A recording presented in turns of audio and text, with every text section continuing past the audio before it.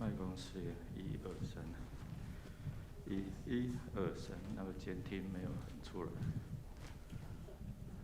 监听喇叭，监听喇叭，1、2、3，1。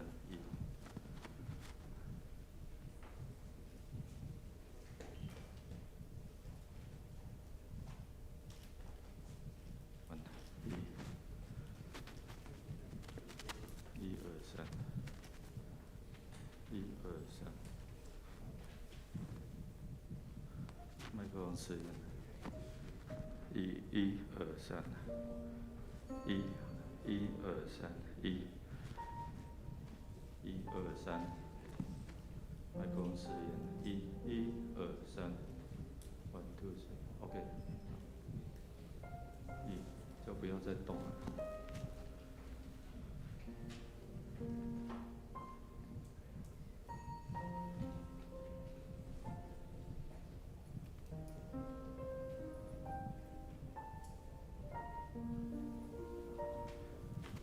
各位弟兄姐妹，大家平安。我们一起站立，我们一起来敬拜我们的主。我们求主的同在，主的同在是我们最大的恩典，最大的福分。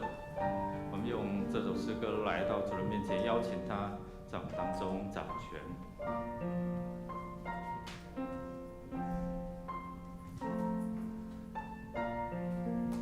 一起来宣告说：你的同在，你的同在，何等荣耀！我们敬拜，尊荣神主，愿你登上宝座，愿我们敬拜荣耀之主，愿你降临，荣耀同在，充满这地。一起大声来，你的同在，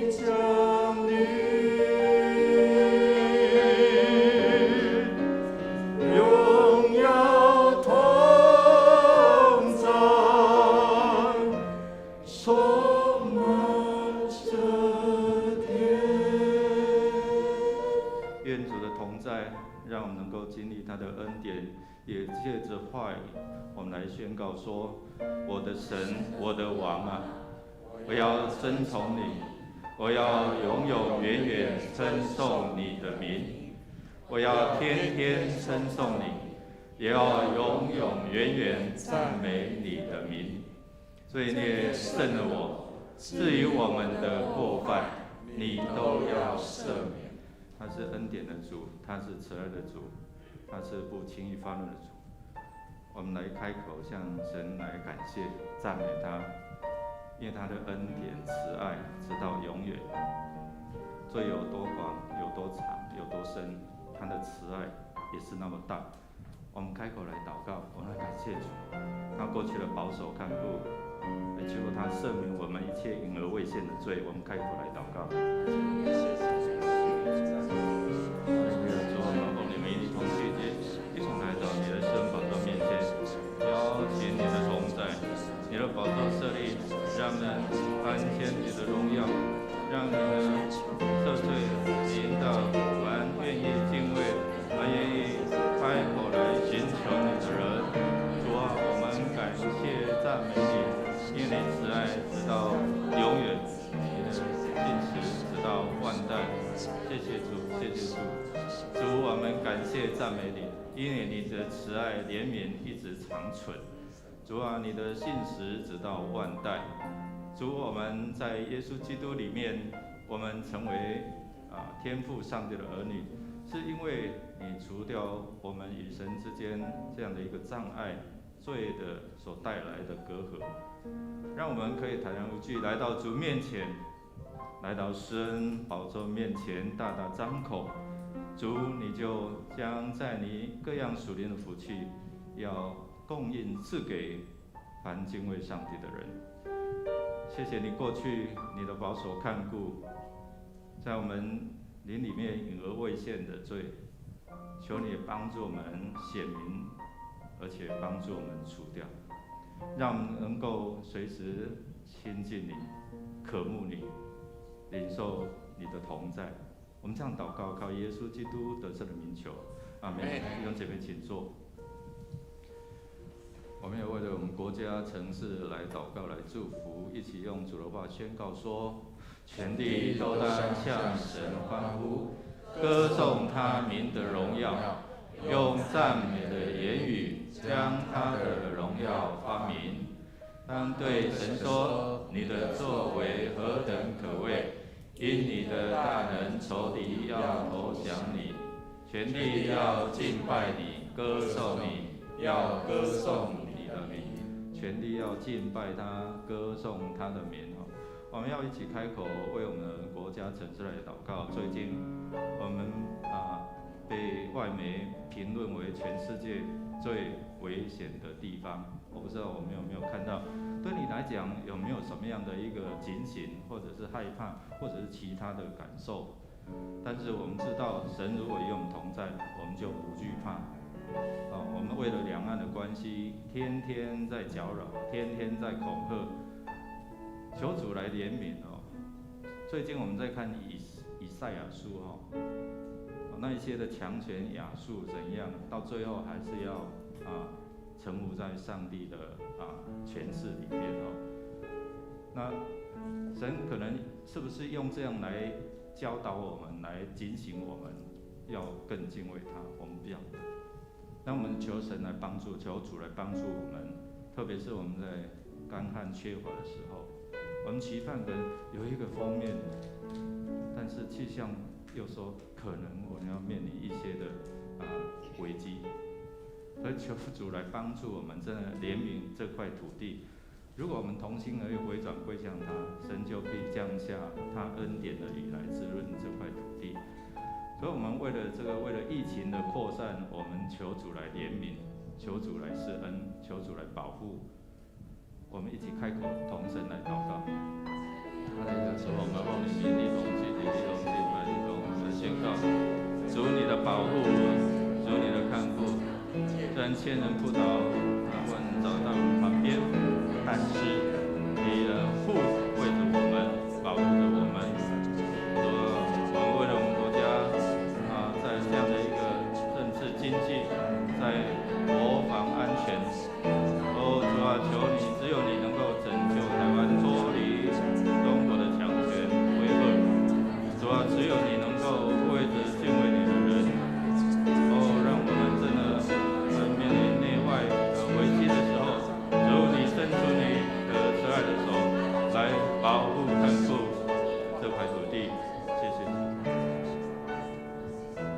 赐下合一的灵在我们的朝野，也让我们一起面对看得见还有看不见的敌人。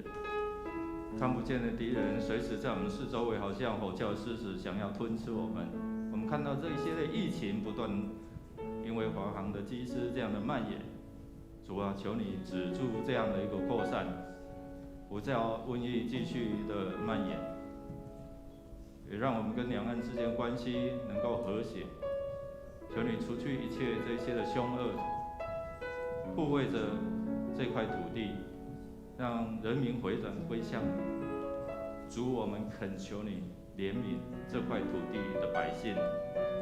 当我们依靠你、呼求你的时候，不是依靠车、依靠马，而是依靠万军之耶和华的能力，我们才能够平安度日。谢谢你垂听我们的祷告，靠耶稣基督得胜的名，阿们。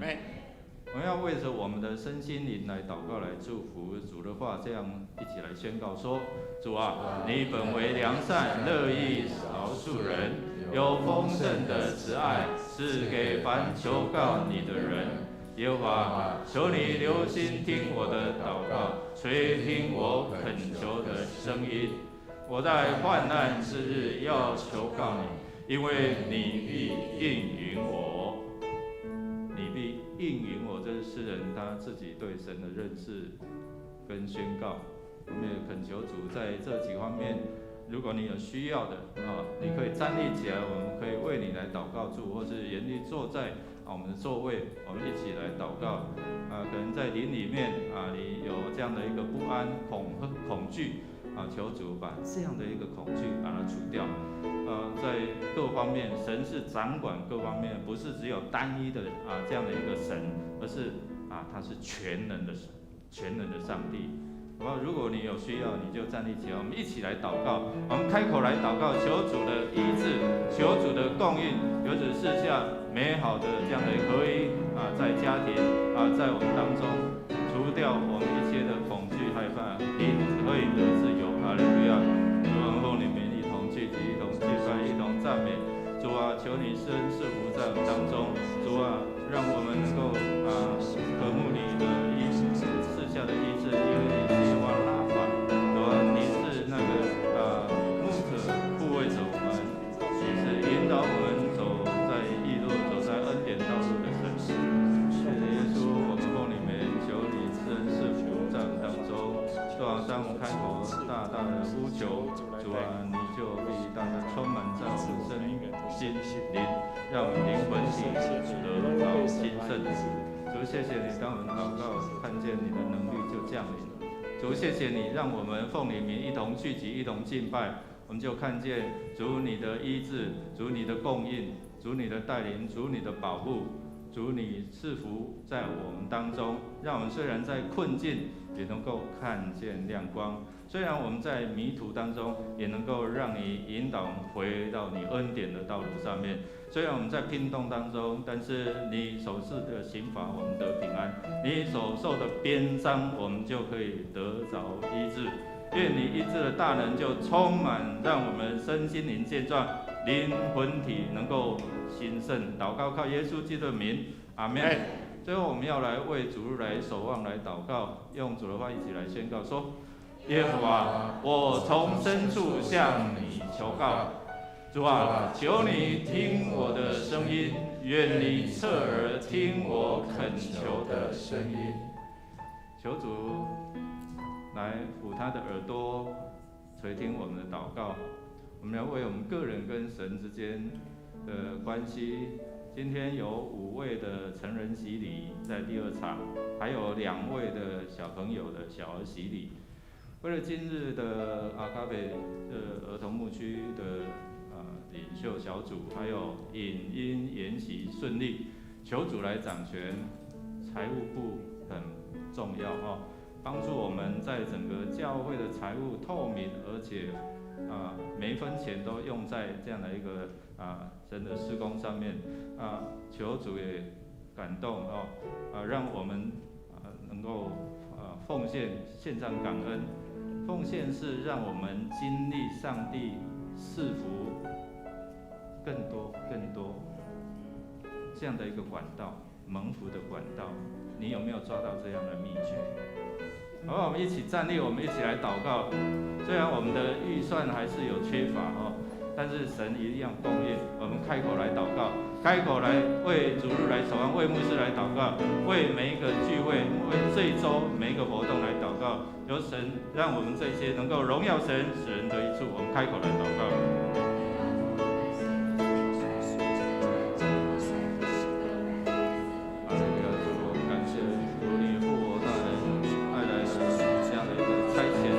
让你的教会成为一个使徒性的教会，让你的教会成为一个使人得双福的教会，对吧？让你的教会成为一个祷告遇见你的教会，对吧？让你的教会能够圣灵充满的教会，谢谢你，谢谢你，我们一起来呼求你，呼求你的同在，呼求你在这边掌权，掌管我们的心思意念，掌管我们全人，掌管你的教会。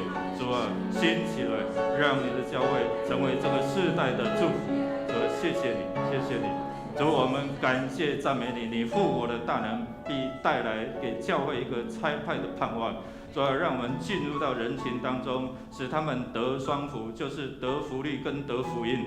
主啊，让我们看见这困苦流离如同羊没有牧人的主，你就牧养他们，你就使用你的教会来牧养他们，让他们能够认识到你，使你的教会成为一个圣灵同在充满的教会，使你的教会成为一个起来祷告守望，成为这个世代祝福的教会。主啊，我们也要用主你教导我们祷告文一起来祷告说，我们在天上的父，愿人都尊你的名为圣，愿你的国降临，愿你的旨意行在地上，如同行在天上。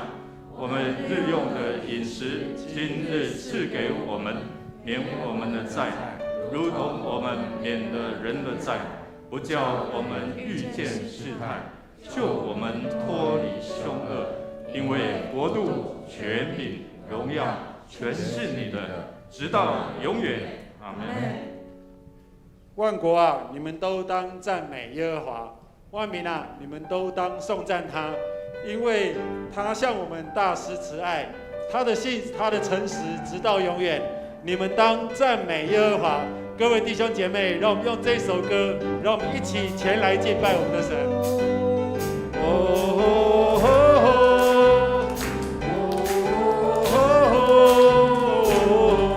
哈利路亚，哈利路亚，哈利路亚！让我们一起前来敬拜，我们永远的君王。哈利路亚，哈利路亚！一起大声来宣告说，大声宣告主荣耀降临，尊贵荣贵，能力权柄归于你，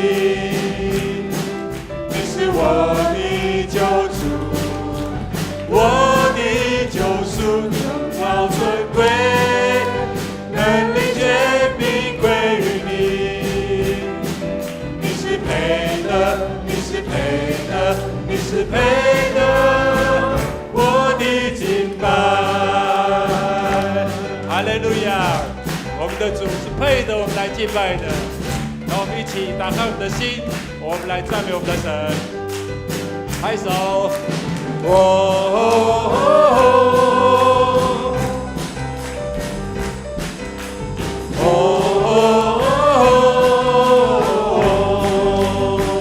哈利路亚，哈利路亚！前来敬拜永远的君王。哈利路亚，哈利路亚！大声宣告主荣耀降临，荣归荣归，能力权柄归于你，你是我的救主，我的救赎，荣耀尊贵。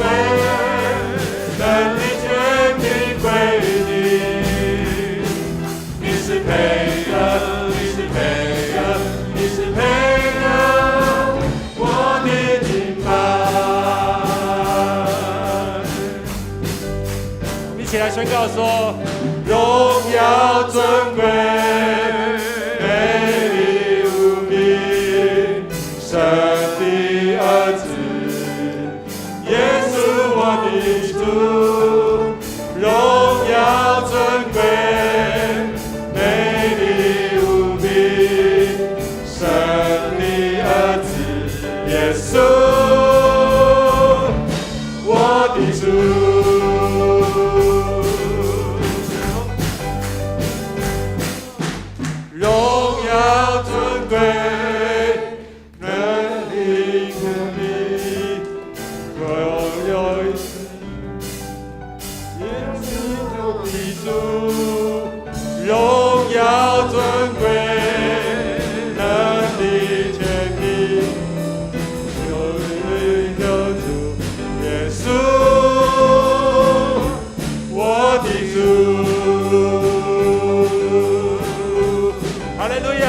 掌一起来赞美我们的主。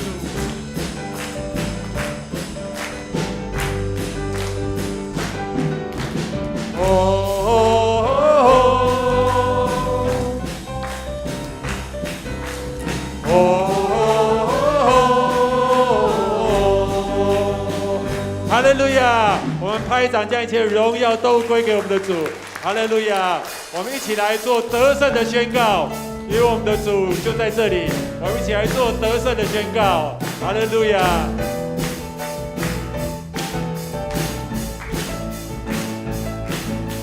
星星看见流奶一米之地，星星跟随云柱火柱带领，甩开无心之宣告你的话语。在巨人面前，得胜有得胜，盼望，盼望，能力，都因耶稣的名，平安，喜乐，无人能够夺取。在敌人的面前，你为我摆设筵席，这是我的神的宣再来说，一起要用这首歌，我们来唱出得胜的宣告。信心，星星看见流奶与你之地，星星跟随云柱火柱带领，甩开不信之宣告你的话语，在巨人得胜有得胜，盼望，盼望，能力，都因耶稣的名，平安，喜乐，无人能够夺取。在敌人的面前，你为我摆设筵席，这是我的神的宣告。我们一起来准备，我们一起来宣告，我们一起来宣告说：我要得胜，得胜宣告，一起祝福降临到。我要得胜，得胜宣告，荣耀恩典降临到。我要得胜，得胜宣告，一起祝福降临到。我要得胜，得胜宣告，荣耀恩典。让我们一起来，我们左边来说。我要得胜，得胜呼喊，耶稣已为我征战。我要得胜，得胜呼喊，忧愁惧怕都。来，我的右边来宣告说。我要得胜，得胜呼喊，耶稣你为我征战。我要得胜，得胜呼喊，忧愁惧怕都。一起来说。我要高唱哈利路亚，天天赞美，天天唱。我要高唱哈利路亚，我要唱起来，盼望能力都因耶稣的名，平安喜乐，无人能够夺夺取。在敌人的面前，你为我摆设筵席，这是我的神的宣告。再一次来说，盼望，盼望，能力都因耶稣的名，平安喜乐，无人能够夺取。在敌人的面前，你为我摆设筵席，这是我的神的宣告。哈利路亚，哈利路亚！这是我们得胜的宣告。我们将拍掌，将一切荣耀都归给我们的神。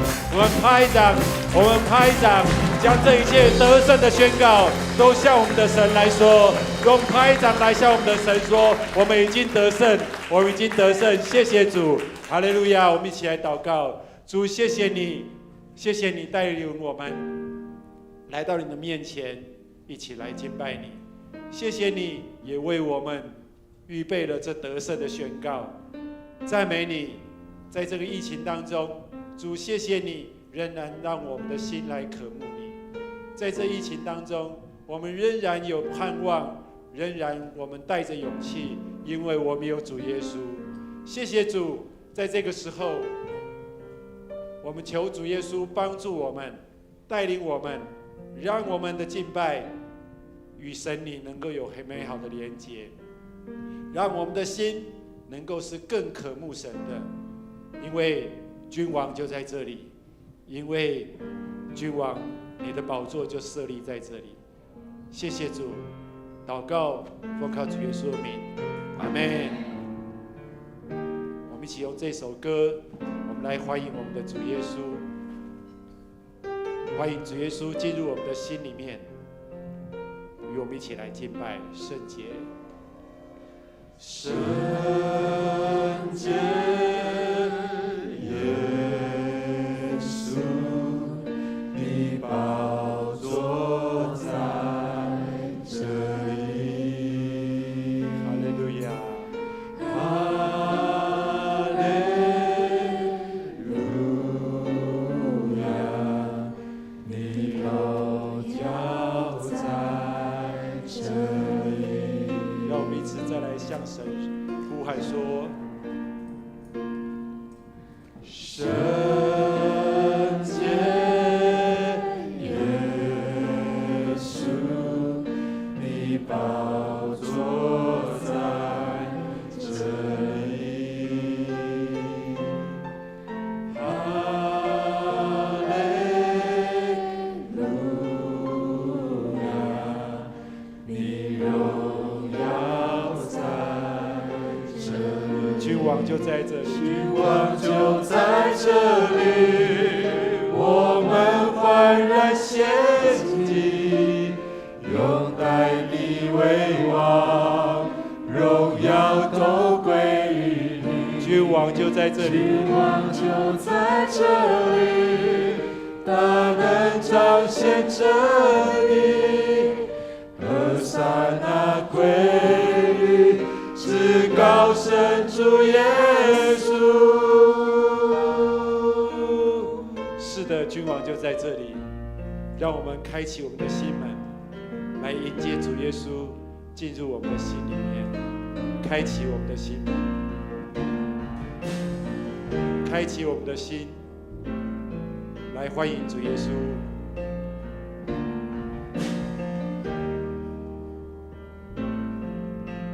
圣洁，圣洁耶稣，你宝座在这里。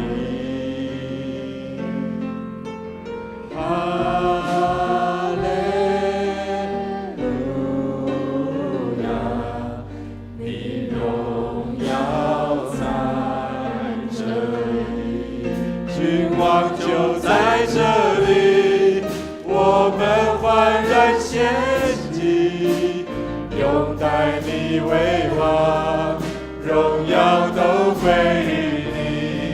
君王就在这里，大能彰显献着你，和散那归于至高神主耶稣，君王就在这里，我们焕然献祭，拥戴你为王，荣耀都来承认你是主，直到那日我再见你里面更多来高举你的名，更多来呼喊你的名，更多来承认你是主，直到那日我再见你的面，君王就在这里，我们焕然献祭，拥戴你为王，荣耀都归于你，君王就在这里，他能彰显神的和散那归于至高神主耶稣，君王就在这里，我们焕然献祭，拥戴你为王，荣耀都归于你，君王就在这里，我们焕然献祭，和散那归于救恩主耶稣，君王就在这里，他能彰显这地，和散那归于至高神主耶稣。荣耀的君王，你要来，你要降临在我们当中。你是以马内利的主，彰显上帝的荣耀，与敬畏你的人同在，赐下更多的恩典，开启我们的眼目，让我们更多的认识你。认识你是我们的主，就在我们无能、没有办法控制我们所看得见或看不见的，只有你的全能才能够帮助我们成为我们的主，能够面对这个世代的诱惑，面对这个世代的困境，只有你能。我们靠着你加给我们的能力，面对这样的一个世代，面对我们生活，面对家庭，面对个人所遇到的这些的困境的时候，只有你能帮助我们把重担交托在你的手中。求你帮助我们在礼拜当中遇见你，透过你的话，使我们得着自由，得着释放。垂听我们的祷告，靠耶稣基督得胜的名求，阿们。弟兄姐妹，请坐。我们要欢迎第一次在我们当中一同敬拜的弟兄姐妹，有吗？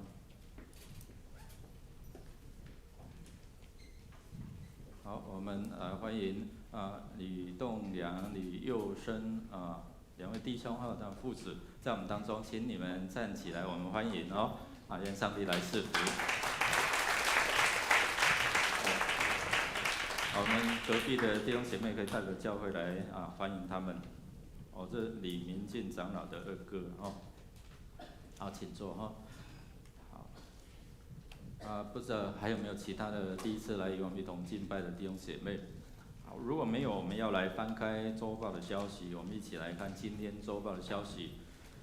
我们今天会举行第3次的圣礼典，成人洗礼有谢玉仙、吴子涵、杨安美、桂、李聪正，还有王丽莲。小洗礼有杨宇恩，还有张木成，恭喜他们成为教会的一员。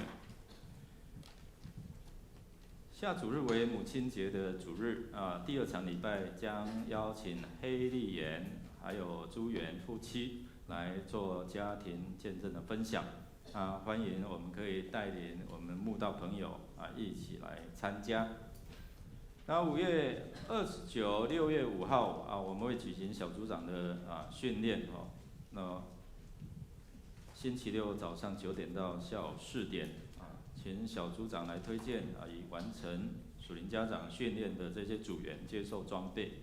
那这个是现汇集在迦南教会的5月23号前在1楼公布栏填写报名表里，我们准备这些材料。那下主日我们5月9号是庆祝母亲节，当天有出席的母亲们会赠送一份精美的礼物。因为疫情的需要请我们进入到教会我们一定要刷卡，我们的才会可以掌握这样实名制之前我们看见那清真寺他们没有实名，那你会发觉我们进来蛮先进的，对不对？一抬头仰望就知道你的温度了你随时注意自己的身体的状况那刷卡是让我们知道有些弟兄姐妹有来没来，然后如果没来的，我们会透过小组来做这样的关怀所以请我们务必，如果你没有佩戴名牌或是刷卡可能我们的同工会邀请你就要做这个动作。好，我们在5月14号晚上7点半到9点有爱幸福讲座，以家人之名邀请林建中、巫淑凤夫妻来分享他们的养儿育女的甘苦谈了解这个世代有的为什么不结婚结婚了为什么不生到底有什么样面对什么样的困境这个家庭一生几个？5个嘞哇，5个囡仔好像钞票上面那个那怎么样勇敢的去面对怎么样得着这样祝福我们可以来参加。松联大学在5月5号到6月28号在台北荣总桃园分院医疗大楼1楼文化走廊有举办书法国画展，那欢迎兄姐前往来参观支持。手机很方便，但是你会不会用智慧型手机智能手机在你手上，你会不会好好的运用？就好像上帝给我们资源，给我们这样的一个祷告的秘诀你有没有好好用一样那我们预计在6月5号起我们会连续4次的周六早上10点来轻松上手手机录影玩拍的课程。那这个是需要缴保证金那我们这个课程是很夯的很多人有兴趣。那如果你有想报名，我们是限额40名那请看我们的网址可以透过网络报名。我们已报名5月4号竹中妇女部的北区母亲节宜兰一日游的兄姐请注意在早上6点50分与教会集合7点准时发车。其他的自己看。我们来庆祝5月生日的，有没有5月寿星的？请你站立起来，我们要为你唱生日快乐歌。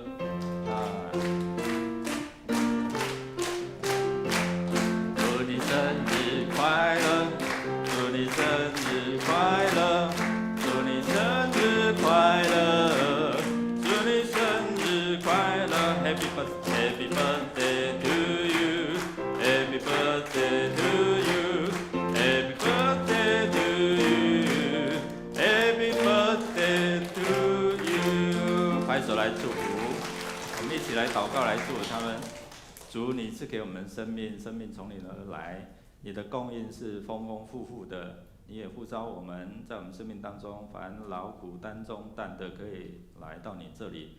你赐给我们有平安稳妥的心，帮助我们能够经历到你丰丰富富恩典，让我们所做的能够凡事亨通顺利。祝福这些5月的寿星，让他们生命能够成为更多的领受跟别人的祝福。祷告靠耶稣基督得胜的名，阿们。请坐。我们来读今天的金句，来读2遍，一起来。因为无论在哪里有2、3个人奉我的名聚会，那里就有我在他们中间。马太福音18章20节再次。因为无论在哪里有2、3个人奉我的名聚会，那里就有我在他们中间。马太福音18章20节。我们预备心来奉献，奉献是基督徒感恩的表现，是出于甘心乐意。如果你不明白奉献的意义，你不用勉强，你用祷告来表达你的感恩。我们用这首诗歌来回应主的恩典，感谢主的恩典。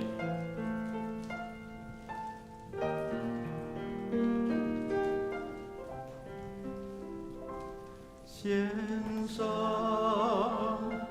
感恩的心归给至神全能神引导，赐下独生子主耶稣基督，献上感恩的心归给至神全能神引导，赐下独生子主耶稣基督，一起站立。如今软弱这一的刚强，贫穷这一的富足，都因为主已成就了大事。如今软弱这一的刚强，贫穷这一曾富足，都因为主已成就了大事，感恩。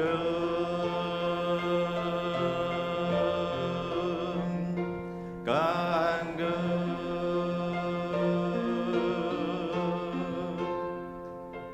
感恩。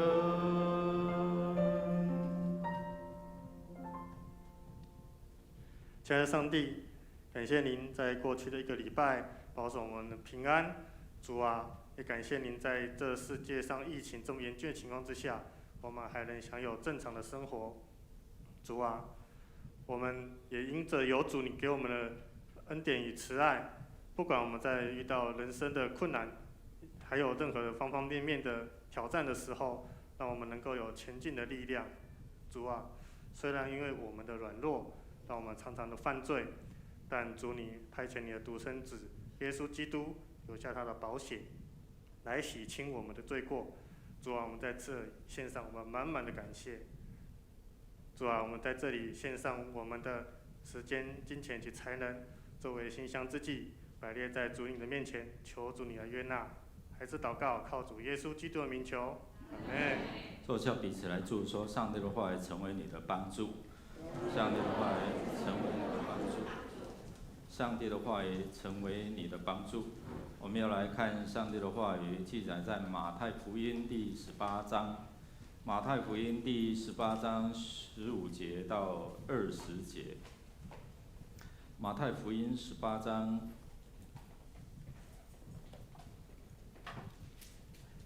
15节到20节，在新约的第1卷，也很快的来滑到这段的经文。如果你旁边的弟兄姐妹没有圣经，你可以很快的跟他分享上帝的话语。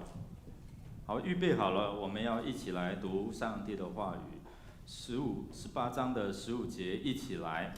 倘若你的弟兄得罪你，你就去，趁着只有他和你在一处的时候，指出他的错来。他若听你，你便得了你的弟兄；他若不听，你就另外带1、2个人同去，要凭2、3个人的口做见证，句句都可定准。若是不听他们，就告诉教会；若是不听教会，就看他像外邦人和税吏一样。我实在告诉你们，凡你们在地上所捆绑的，在天上也要捆绑；凡你们在地上所释放的，在天上也要释放。我又告诉你们，若是你们中间有2个人在地上同心合意的求什么事，我在天上的父必为他们成全。因为无论在哪里有2、3个人奉我的名聚会，那里就有我在他们中间。我们一起来祷告。主啊，我们一同聚集在这边敬拜你的话语说，2、3人同心奉主名聚会，你就在他们中间。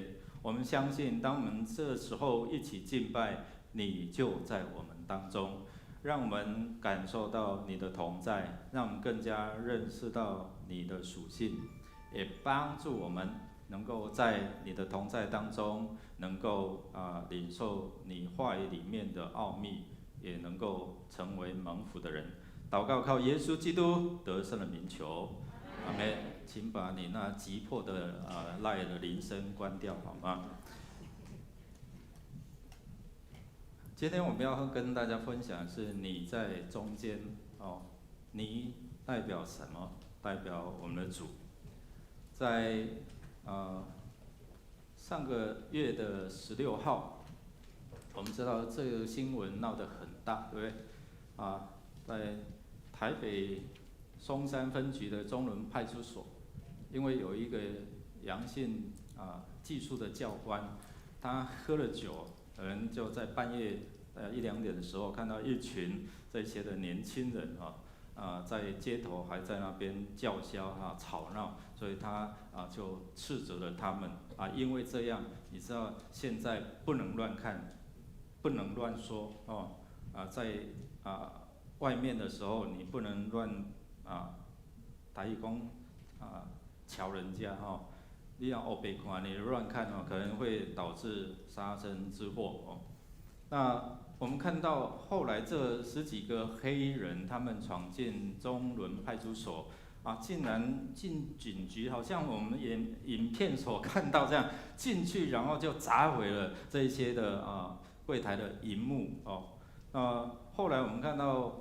这台北市警分局的局长陈家昌，他表示那分局在第一的这个报告的过程当中，就是说因为台电停电那这一些的相关的证据录影都没有，都不见那当然这个警察局长是持了怀疑的态度。那后来就有派员去到了分局这个派出所，然后把原来这些被销毁删除的这些的资料，然后因为现在科技很发达，虽然你有消除还是可以靠着高科技的方法把它做还原这样的动作那在这样的新闻后来发展，我们知道这个所长、副所长是被解职的被调离到这原来的这个单位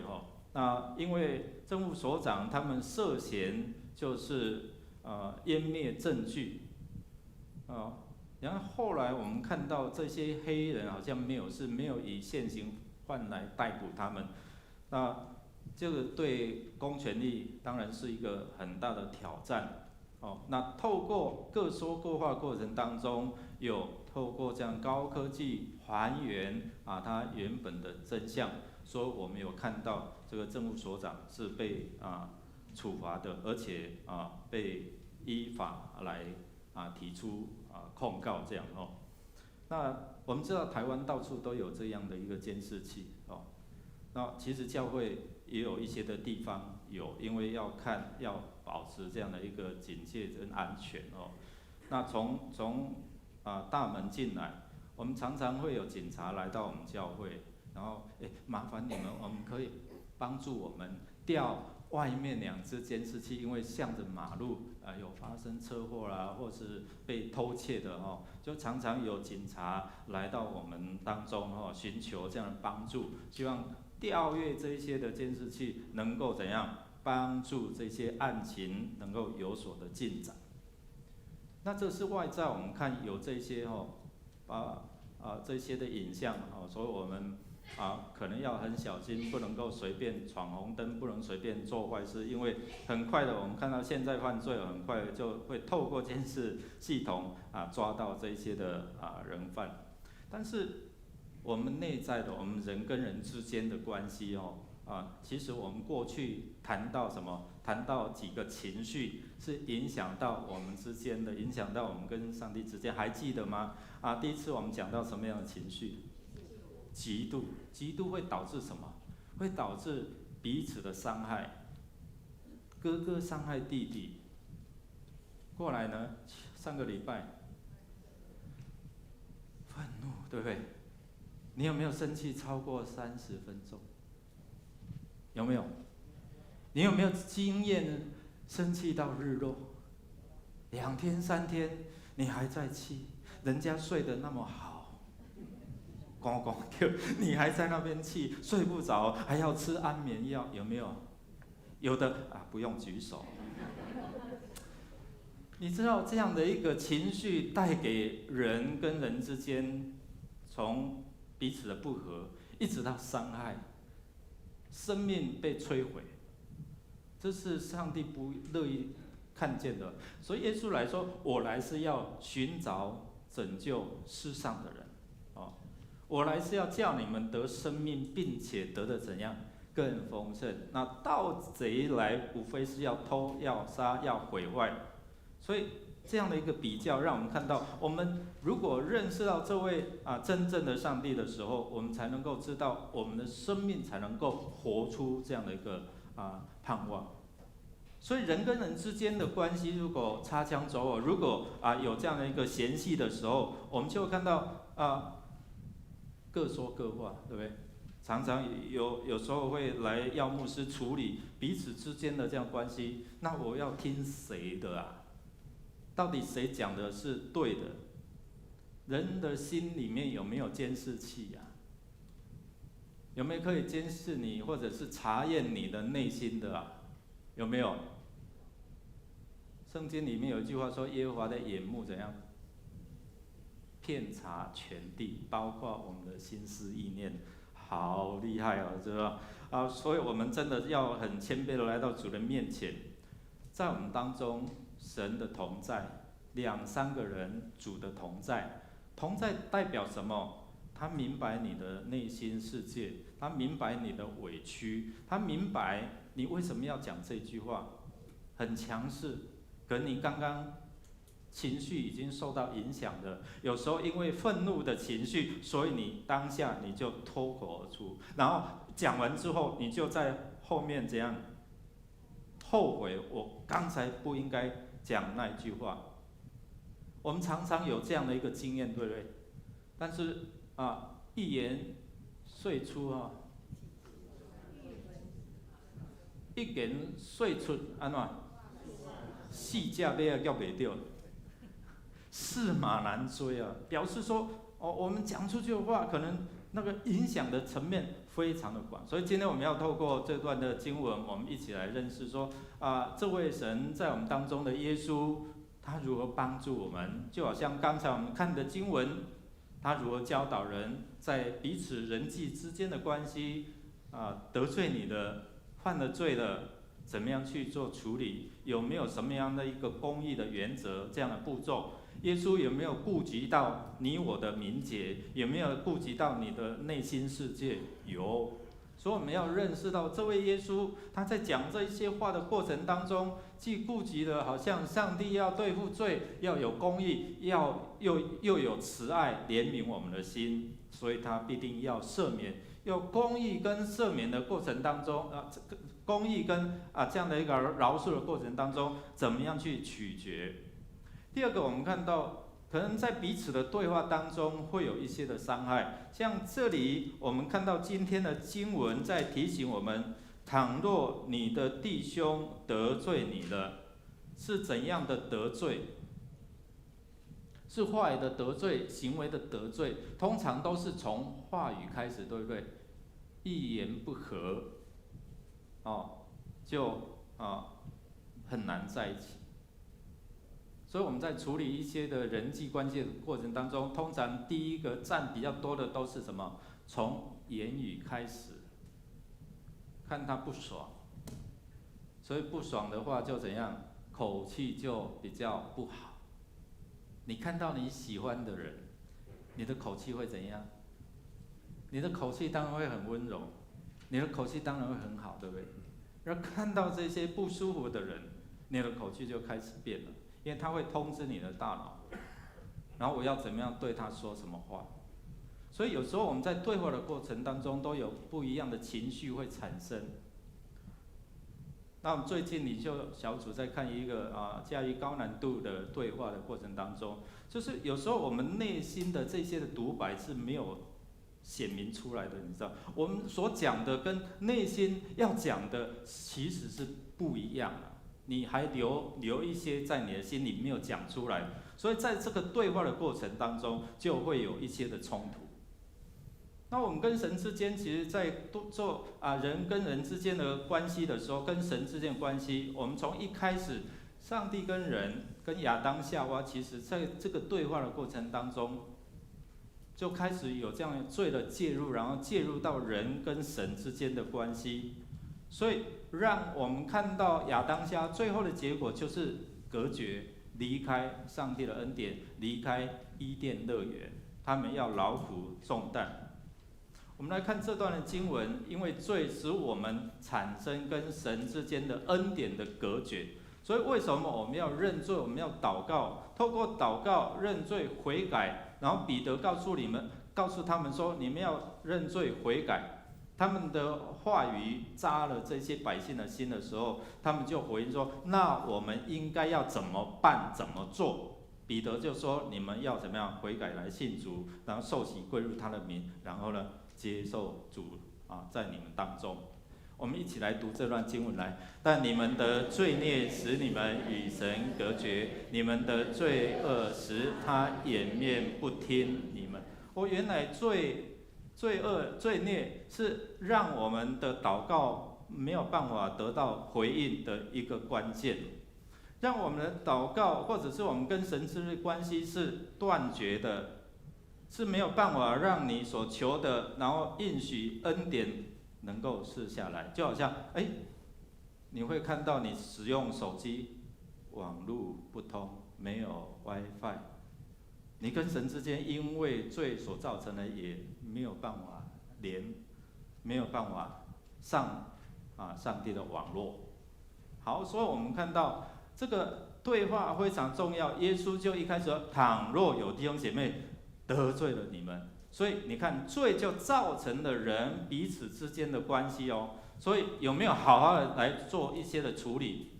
对话如果没有好好的做这些的公义、公平的原则的处理，那我们就会看到可能会产生一些的关系的破裂。耶稣就指出提醒这些人在面对这一些的彼此之间的关系的时候，第一个，如果他对你有得罪了，或者是另外是描写说犯了罪了，当时候教会的一些的规则规定，他犯了这些的规定了，或者是他私底下他得罪你了，所以就我们看到主耶稣怎么样教导我们的祷告里面很重要的提醒我们彼此之间如何解决这样的关系哦。那私底下这样的一个错误，你要去跟他讲，如果你没有跟他讲，你就不要在背后跟别人讲说他对我怎样怎样。所以耶稣在处理人际关系的对话的原则的过程当中，第一个是，如果他得罪了你，他言语刺伤了你，第一个你可以私下先跟他面对面，刚才你讲的那一句话怎样？我很不舒服，我很不爽。但通常有时候我们因为面子的关系或者是个性的关系，我们不敢讲，然后我们到处去讲，我们不敢面对他，然后我们到处去讲。那私底下的这样指出的错误，不是要责备，不是要控告，原来意思就是说，盼望使人回到上帝的面前，所以要当面指，不要背后说。你知道主也顾虑到我们的名节，你知道吗？所以私底下你刚才这样对我是不礼貌的，或是怎样，不要先一下子就公开。如果他犯了罪，你就去跟他讲。然后圣经告诉我们说，怎么样挽回啊？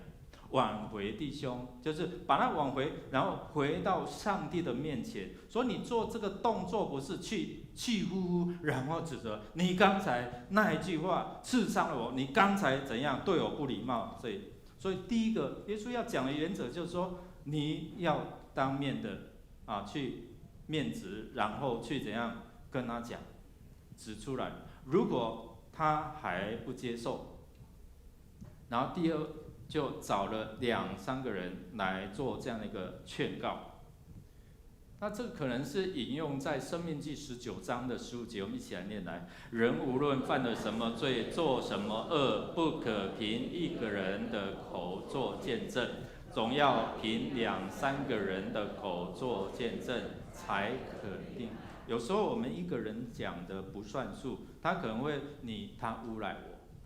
但如果透过这些的事件，透过有一些的这些可能教会的弟兄姐妹，我们一些的同工2-3个人不要一个人来断定，你可以分享，然后可能透过这些旁观者清的这些人能够来听，哎呀，是不是你过度的这样的一个想他所对你所说的话，过度的解读或是怎样，我们不晓得。但这边我们看到他有一个公义的原则的步骤。好，再找2-3个人，如果他再不听呢，过来刚才圣经告诉我们说怎样？念完就完了，就交给谁？教会。所以当时候教会的权柄，特别是我们当时看到初代教会或者是中古世的教会的权柄是有相当的大，所以就把它交给教会。其实这是教会是信徒在出世，在面对这些的一些罪的问题的时候，是最后挽回的机会。如果在交由教会的这样的处理的过程当中，他还是不认错，他还是不听的话，那可能这个人已经堕落到完全的地步了。还记得吗？我们在就任牧师、长老、执事的时候，会众会起立，然后牧师会带大家一起来做宣誓，还记得吗？其中有一条，如果有一些的错误，双方有嫌隙的时候，要做什么？要报请谁？小会来先处理。小会是治理教会的一个机制那时候我们在起立、在宣告的时候、在宣誓的时候，就是说，双方如果有错失的时候，应该报告小会来处理，不要四处来张扬，免得妨害教会的大局。这是我们在法规在做这样的一个事业的处理的时候，是看重这个，所以不要一下子没有处理就到了这样的一个法庭，这样就会迫害整个教会也好，或是个人之间的这样的一个名节荣誉。如果当交由教会在不听的时候，那这时候就怎样？做一个很重要的一个宣告，就是说为什么把它看作是当作外邦人还有税吏？你知道使人失去当时候教会的生活是一件对他们来讲是一件大事了，所以要握有这些教会权柄的人，特别是我们牧者或者是小会，在做这一些的处理的时候，更要慎重，所以尽力使人跟人有和睦和好，这是我们最重要的初衷。所以耶稣才在讲说，私底下去做一些的，先做一些的面子处理，就是为了要顾虑到我们的名节之外，也要挽回这个人回到上帝的面前。那如果真的到最后他恶劣到不听的时候，就来行使这样教会的权柄。耶稣给教会有这样一个权柄哦。那提到税吏，其实就是当时候税吏是用统包的方式啊，然后去报的然后这个我跟你报偌济然后后来我可以自己来定一些收税这样的一个规定。那税吏就是替罗马帝国来收税的这些犹太人，那可能他们会用这样的一个欺压的方式，多收税收这样的方式来讹诈这一些同胞，那中饱私囊并他们常常与外邦人是很密集的。那在犹太人的宗教条规里面，他们如果跟这些外邦人接触，他们就会被视为不洁。所以我们看税吏还有跟罪人跟外邦人是并列的，意思就是宣告他们跟这个上帝的国的救恩是没有关系的。那这个在当时候对他们来讲是很严重的事情他们跟上帝的救恩是没有关系。所以你看，导致透过两个人的对话，透过人的规劝，如果他再不听的话，你看那个情绪就会高涨，而且会使彼此关系破裂。弟兄姐妹，教会的生活也是一样，这些牧师也常常在处理这些，谁跟谁怎样，就讲了怎样，然后又要处理，非常的头痛。有时候就会把两造叫来，然后听，然后怎么样去做一些的判断，很难的。有时候各说各话，所以这个在整个沟通的过程当中，我们会影响到内在的情绪。所以耶稣就提到这段经文后面提到另外一种态度情绪，就是你要不要饶恕？我该饶恕几次？7次够吗？7次，那如果你饶恕到490次了，耶稣这样可以了吗？如果你能够饶恕到490次，你觉得怎样？很棒嘛？那再多加一次，你会不会？不会。还是你习惯了呢？我可以这样的一个饶恕。好，所以我们来看神在我们当中是很重要的。所以当我们同心合意，我们能够循序渐进，能够有这样的一个在上帝国的过程当中，怎么样彰显人跟人之间的关系的发展？这是耶稣告诉我们他来是要叫人跟人，人跟上帝是和睦和好的。所以上帝使用我们教会如何在面对这样一个问题的处理的时候，怎么样有一个公义的原则，就是刚才讲的私底下指责，不是指责，就是要把它挽回，然后澄清，把它挽回带到上帝的面前，让他能够悔改，重新回到上帝的恩典。所以第一个，怎么样按照这一些的公义的原则，一个步骤一个步骤，就像耶稣所讲的。第二个，我们看到这个复合公义，就好像上帝要对付罪上帝是公义的，对罪要审判，对不对？但是他又是慈爱，又是信实的，他必要赦免、洗清我们罪，所以耶稣才来到世上。这边有没有看到公义跟慈爱？所以耶稣在提醒我们，在上帝国人跟人之间，人跟上帝之间的一个关系的发展的过程当中，如何使在地要如同在天，其实不是空讲白话，而是透过教会，透过你我，你就是教会，你知道吗？那教会如何展现出让人认识到这位上帝？就是透过你又要公义，处理这些的顺序、次序，但是也不要过度的，就是讲理而没有情。所以耶稣来就是他要成全了律法，但是用他自己献上自己的生命，然后成全了律法，就是用爱让人回到上帝的面前。所以这是耶稣告诉我们，有他在我们当中，他提醒我们在处理过程当中，怎么样兼顾公义，又怎么样兼顾上帝的慈爱。最终的目的就是要把人挽回，然后带回来到上帝面前，不是判断指责，然后逐出教会。因为接下来耶稣给教会有这样权柄，如果我们做管理者的、治理者的，没有好好的这样的一个判断，弟兄姐妹，我在讲的同时，其实也对我自己在讲话，对我们的小会，对我们的长老讲话。我们要真的有智慧，在做制定判断的过程当中，有没有滥用权柄，或者是我们有好好的运用这些权柄来处理这些的事情，非常的重要哦。因为会导致一个人就离开了上帝。我们目的是要怎样把他挽回，但是通常有时候我们处理完之后，这个人就怎样远离了上帝。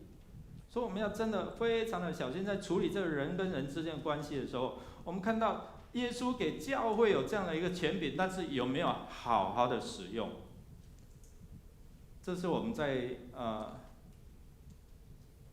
以色列造的哈，就在彼得哈，他家的那个园区那边哈，有没有看到后面拿着一只钥匙啊？耶稣把这样的一个权柄交给教会，交给彼得，代表教会。教会代表谁？跟你的旁边说，就是你。所以，当我们领受神给我们有这样权柄的时候，这个捆绑原来有一个意思是禁止啊。另外呢，也有定罪，或者是当时候严重的时候就把它怎样逐出教会，它跟教会无关，它跟救恩就无关了，就好像刚才说他把它当作税吏一样。第二个释放，上次牧师也有讲过，就是说我们主教导我们祷告文里面就是我们有没有饶恕，或者是赦免别人的罪。当时候教会的权柄非常的大，也有这样的一个准许或者是赦免这样的权柄。那耶稣从这样的一个教导到中古世纪的这样教会，怎么样行使这样的一个权柄，有时候是滥用的。那今天把这样的权柄交给你我的时候，我们有没有好好的用？不是随便定人的罪，那有没有饶恕别人的罪？我在准备这个时候就提醒我们自己，提醒我自己，我们有没有常常去奉主的名捆绑，或者奉主的名我就定你的罪，然后让你跟教会没有关系。或者是我们可以像主耶稣在后面所讲的，进入到那个无止境的饶恕。所以在这边提醒我们，其实他可能会引用创世纪的4章24节，我们一起来念来：若杀该隐，遭报7倍；杀拉麦，必遭报什么？77倍。那我们看到这里提醒我们，耶稣说什么？要饶恕70个7次，是把无止境的报复心态。有时候我们心里很不平，他得罪我，他伤害我，我心里面就有那种情绪起来，愤怒，然后我想要报复。该隐，我们看到他怎样？他这样内在的情绪不平。为什么看重弟弟的，不看重我的？然后就怎样？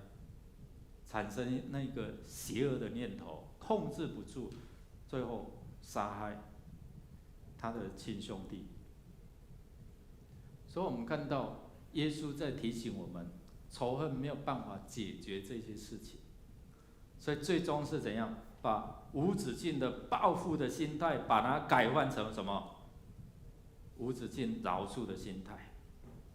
最后点，第3点就是说，同心合意很重要。同心合意，天父必定怎样？必定成全啊！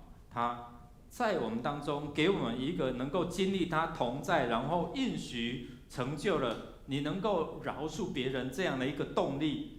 是因为我们彼此祷告，彼此同心。当2个人以上彼此同心，有同样心思，因为同样的一个看见的时候，我们必须向神敞开我们心灵哦，让上帝的话语在我们里面成就。如果当我们说赦免我们的得罪，好像我们有赦免得罪我们的人。当你读到这样的一个上帝的话语、主的话语的时候，可能会提醒你，你当下可能我没有办法饶恕他，说这个话语就在扎你的心了。你有没有这样做？你因为一句话气到现在吗？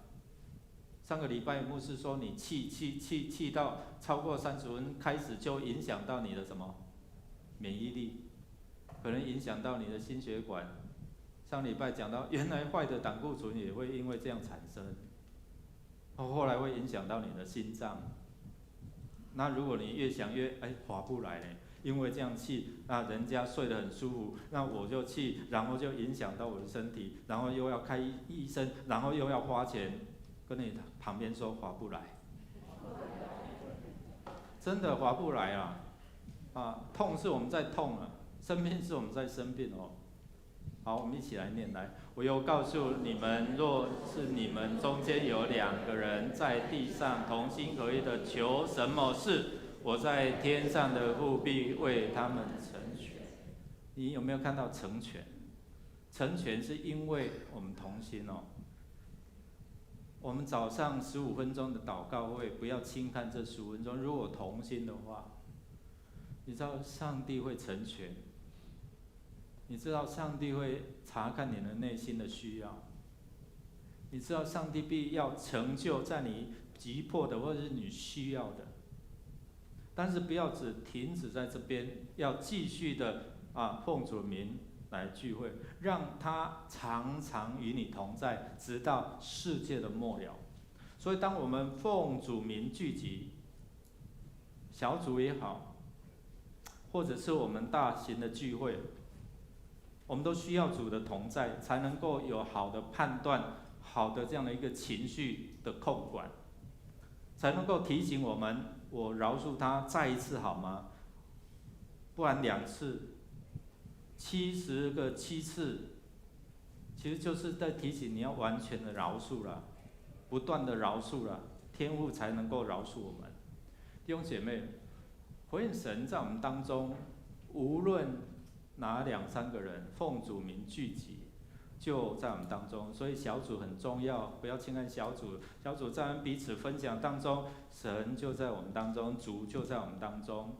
虽然有时候可能2、3个、3、4个，那你知道吗？很重要的，当你们同心合一的时候，主耶稣就在当中，你所祷告祈求就要成全，要应允。相信我们中间有神的同在。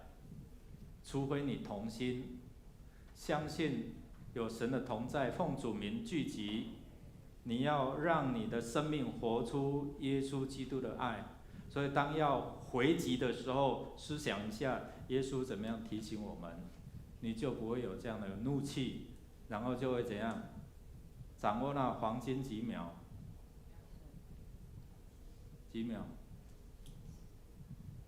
好，给你10秒好吗？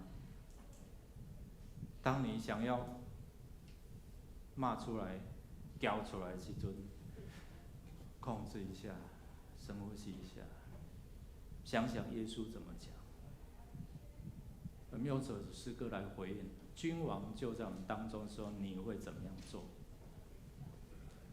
我们一起站立。我们请小会员来先预备。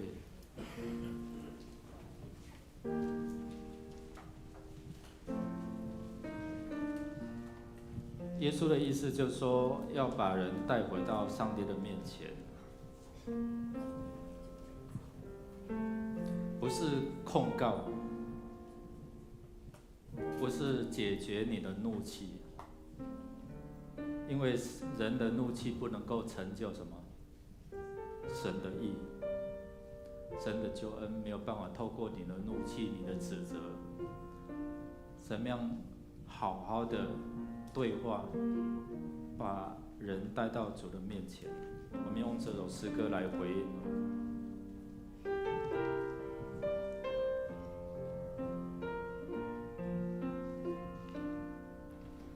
圣洁耶稣，你宝座在这里。哈利路亚，你荣耀在这里。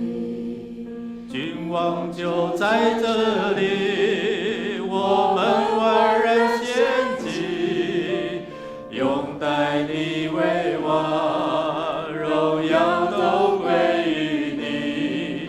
君王就在这里，大能彰显着你，何赞那归于至高神主耶稣。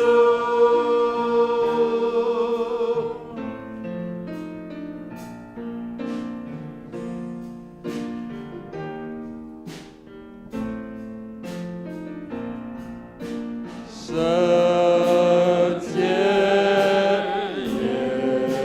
稣，你宝座在这里。哈利路亚，你荣耀在这里。君王就在这里，我们万人献祭，拥戴你为王，荣耀都归于你。君王就在这里，他能彰显着你，何塞那归于至高神主耶稣。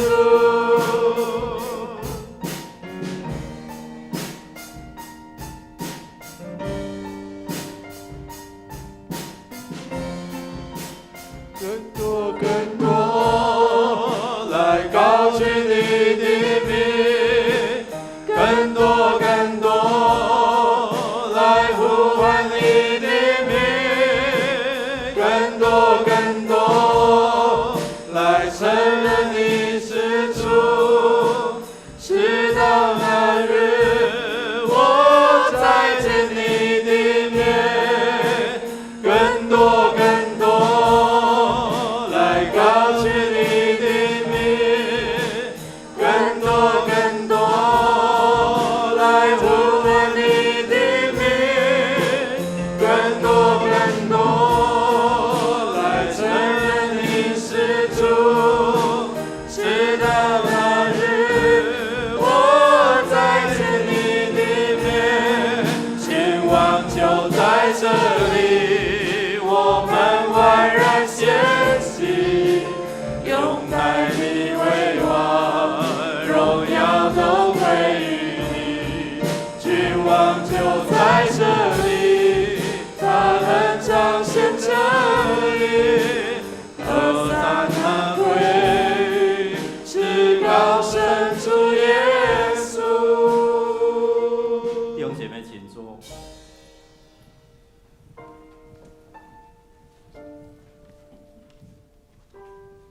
奉主耶稣基督的圣名，欢迎还属他的教会，按着教规可以领受圣餐的弟兄姐妹一起来领受圣餐。如果你还没有成人的洗礼、信仰告白，坚信你，请你暂时不要接受，因为这个跟信仰没有关系，只是吃喝这些葡萄汁饼。但是如果你相信耶稣成为你的救主，这个杯就成为耶稣的宝血，这个饼就是耶稣为我们舍的身体。所以我鼓励这些还没有受洗的弟兄姐妹，把握住神给你这样的一个生命的机会，能够邀请他成为你生命的主。亲爱的弟兄姐妹，请听主耶稣对凡归向他人说的恩典的话。耶稣说：“我就是生命的粮，到我这里来的必定不饿，信我的永远不渴。凡父所赐给我的人，必到我这里来的。到我这里来的，我总不丢弃他。”主耶稣说：“看啊，我站在门外叩门，若有听见我声音就开门的，我要进到他那里去，我与他，他与我一同坐席。”愿主耶稣基督的恩典与我们同在。亲爱的弟兄姐妹，请你们注意来听主耶稣设立圣餐的话，就是照保罗所说的：“我当日传给你们的，原是从主所领受的。”就是主耶稣被卖的那一天，有拿起饼来祝谢。在那一夜，耶稣说：“这是我的身体，是为你们舍的。每逢吃的时候要如此行，是为了要纪念我。”吃完了，也拿起杯来说：“这杯是新约，是用我的血所立的。你们每逢喝的时候要如此行，是为了要纪念我。”当主耶稣被卖的时候，那一夜拿起饼来祝谢，我们也一起照着耶稣的样式来祷告。我们一起来祷告：主，你献上自己的身体，破除了我们生命上面的死跟咒诅，让我们能够靠着主的恩典，坦然无惧来到上帝圣的宝座面前，得着救恩，得着盼望。愿你分别这些杯跟饼为圣，成为我们的帮助。祷告靠耶稣基督得胜的名求，阿们。主耶稣说：“这是我的身体，是为你们舍的。你们每逢吃的时候要如此行，是为了要纪念我。”主耶稣说：“这杯是用我的血所立的新约，你们每逢喝的时候要如此行，是为了要纪念我。”我们请长老来服侍。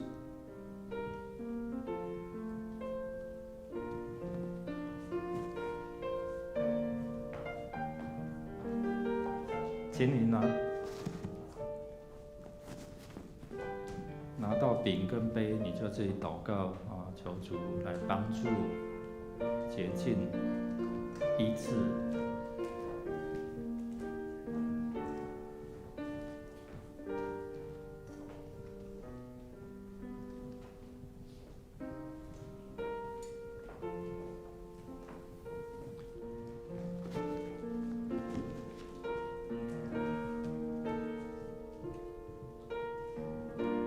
这个杯代表主的宝血，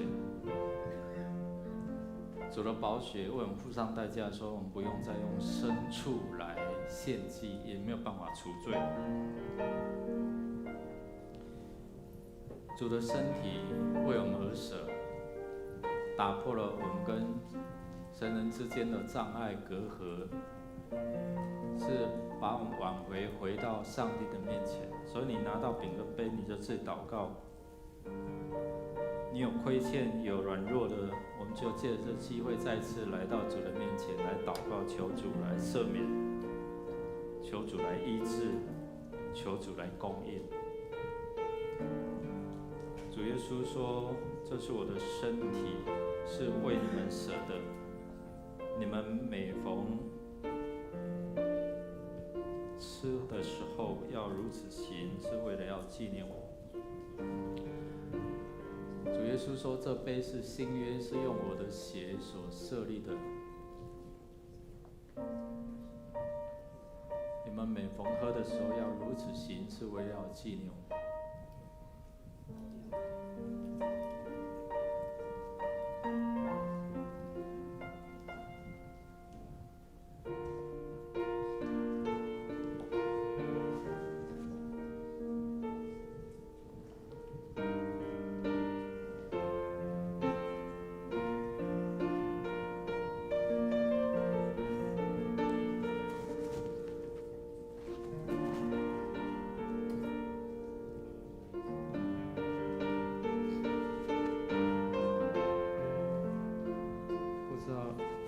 还有没有弟兄姐妹，你是可以陪餐的会员，还没有拿到饼跟杯的？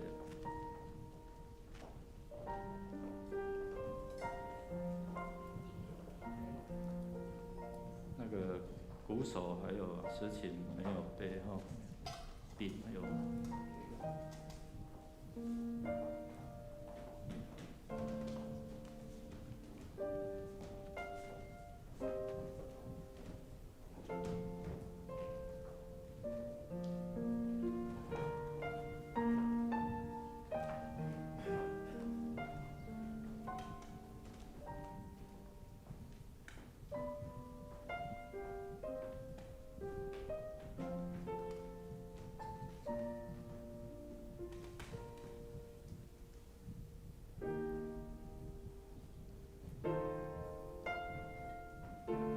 这是基督的身体，为我们舍。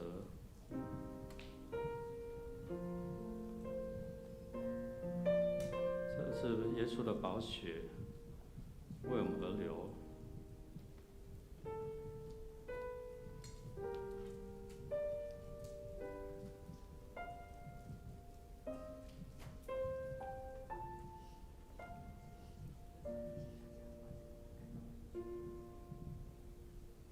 这是基督的身体，为我们而舍。这杯代表耶稣的宝血，为我们而流。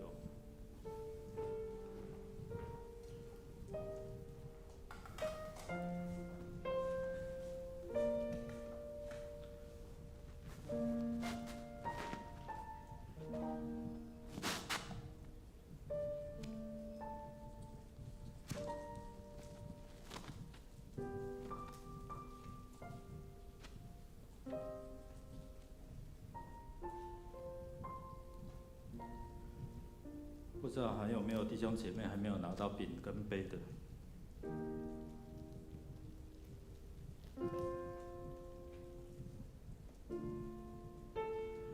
这是基督的身体，为我们而舍。这杯是用耶稣基督的血所立的新约。我们每逢吃喝的时候，我们用感恩的心来回应主的恩典，一起来领受。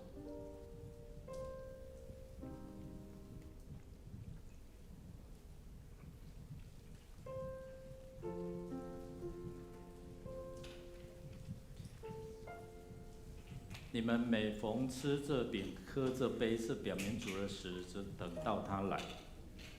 愿主耶稣基督的恩惠平安与盼望与你们同在。我们要一起站立，我们一起来用这首诗歌再来回应神的恩典。君王就在这里。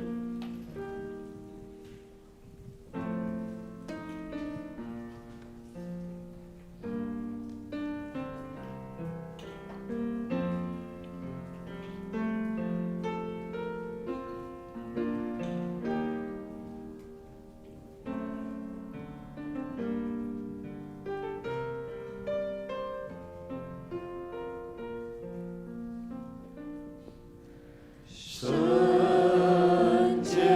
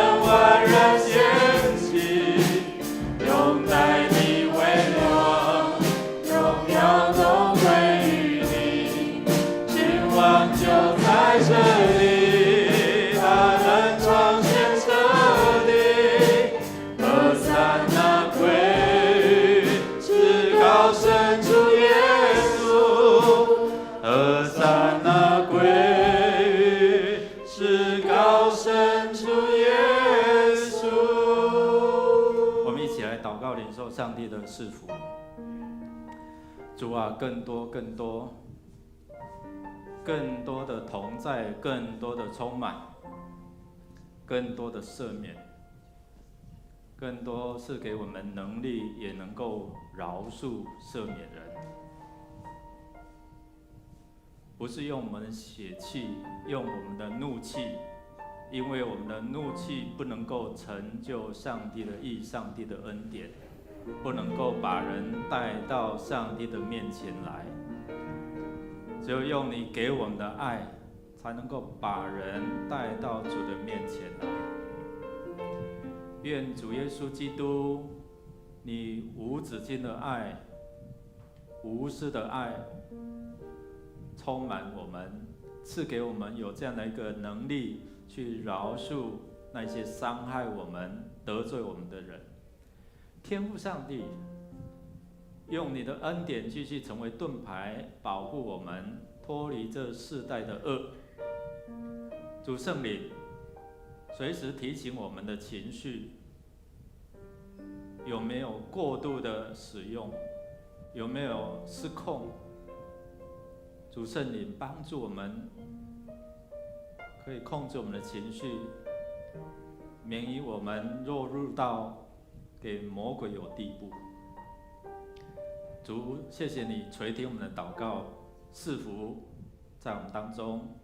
我们将祷告靠耶稣基督得胜的名求，阿们。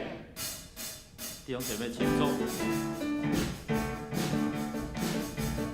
我要得胜的神宣告，应许祝福降临到。我要得胜的神宣告，荣耀恩典降临到。